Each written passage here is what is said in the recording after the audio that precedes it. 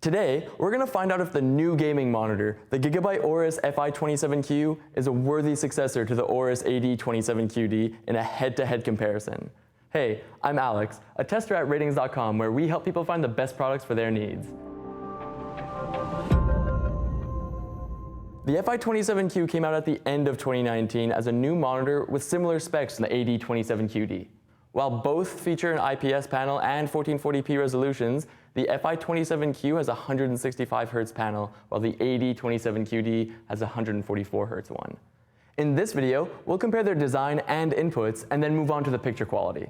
We will also look at the motion handling and input lag to see how they handled our tests and where they measure up against each other. If you'd like to skip straight to our test results, then see the links in the description below. Let's check them out. So we'll start with the design. The FI27Q and the AD27QD are extremely similar in design. They've got strong metal stands that are solid and will hold the monitor at any of its angles.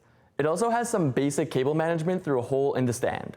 It's also easily removable thanks to a simple release button that will reveal the vase amount, which is 100 by 100. Both have very good ergonomics. They easily switch between portrait and landscape by turning the screen clockwise, and they have the same swivel and tilt range. They both have two HDMI 2.0 and a 1.2 DisplayPort, as well as two USB 3s and a USB-B upstream. The controls are joysticks under the center of the screen that work well and without any issues. You're also able to customize the RGB LEDs on the back of the monitors through the OSD. There really isn't much difference physically between the two monitors. The FI27Q is a 2019 model, and I was hoping there would be an improvement to the cable management for better organization.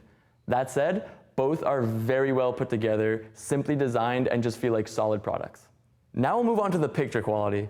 The FI27Q and the AD27QD have IPS panels with very similar viewing angles.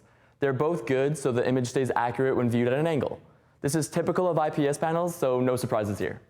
With that said, we'll look at the brightness. In SDR, both of these monitors perform very well and get bright enough to overcome any glare in a room. The FI27Q produces just over 400 nits, and the AD27QD registers just a little below that across our peak and sustained brightness test across a range of window sizes. The difference isn't noticeable and could vary a bit between units. Both units support HDR and both perform similarly, with the FI27Q producing around 410 nits and the AD27QD coming closer to 420 nits. These two monitors are bright enough to not have to worry about any glare getting in your way. Now, also important in a room with a lot of light is the reflection handling. Again, these monitors are very similar and offer basically the same anti-reflective coating. They're both a decent choice when it comes to handling light in any room. The contrast ratio is important in a dark room, as the higher it is, the deeper the blacks produced by the screen. As expected from IPS panels, both have a mediocre contrast ratio. The FI27Q has a higher contrast ratio of about 1150 to 1, while the AD27QD has about 1060 to 1, which isn't a big difference. Both monitors have blacks that will appear gray in the dark, which is unfortunate but inherent to IPS panels. Now, onto the black uniformity. Black uniformity issues are presented as brighter areas around dark scenes, which is commonly called backlight bleed. Both of these monitors have issues with black uniformity in similar ways. The FI27Q has some issues, but it is most prominent on the left side near the bottom. The AD27QD also has the same issue on the same side, however there are more noticeable blotches across the screen in general. Neither of these are good, but this does vary between units due to manufacturing tolerances, so yours may be different. Let us know in the comments below if you own one of these monitors and how your black uniformity compares. Neither of these monitors come with any sort of calibration sheet or pre-calibrated mode. Out of the box, both have quite good color accuracy. The FI27Q is less accurate, but using the custom 1 mode gave us the best results. On the AD27QD, we found the standard mode to be most accurate, and it had outstanding color accuracy. The gamma followed the target curve more closely, but it is slightly lower, causing most scenes to appear a bit too bright. As far as HDR Color Gamut goes, the FI27Q is only a bit in the lead.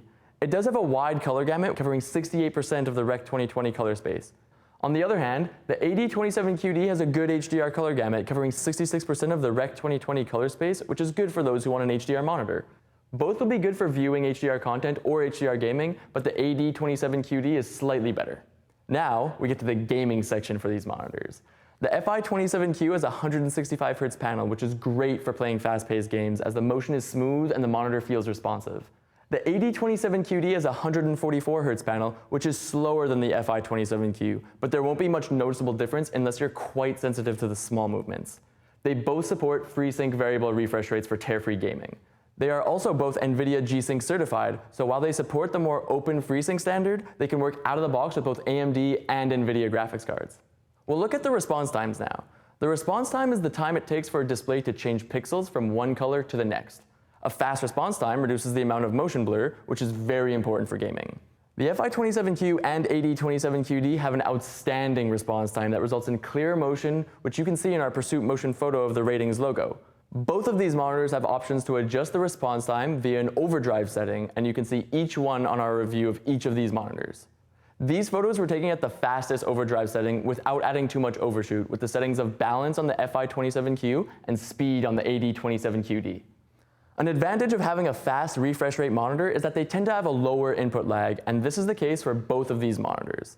While the AD27QD is a little bit faster, it won't be noticeable at all during gaming when we're talking about 4 milliseconds at both 144 Hz and 165 Hz.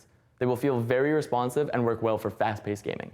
So overall, these are both impressive monitors, and either could be a great option for gamers. If you have the AD27QD, the FI27Q is not a big enough upgrade to justify buying it as a replacement.